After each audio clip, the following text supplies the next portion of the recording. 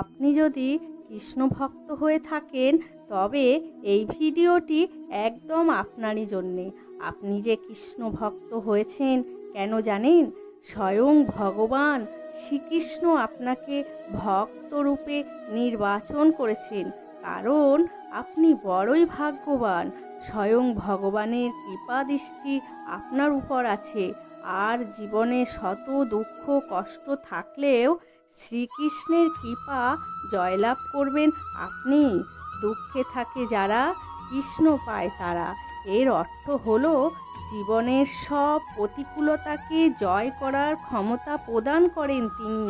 তাই কষ্ট দুঃখ আছে বলে নিজের ভাগ্যকে দায়ী করবেন না। আপনার সাথে শ্রীকৃষ্ণ আছেন, তিনি আপনাকে সারথি হয়ে ধর্মের পথে এগিয়ে দেবেন। তাই ভক্তি ভরে বলুন, রাধে রাধে, জয় শ্রীকৃষ্ণ।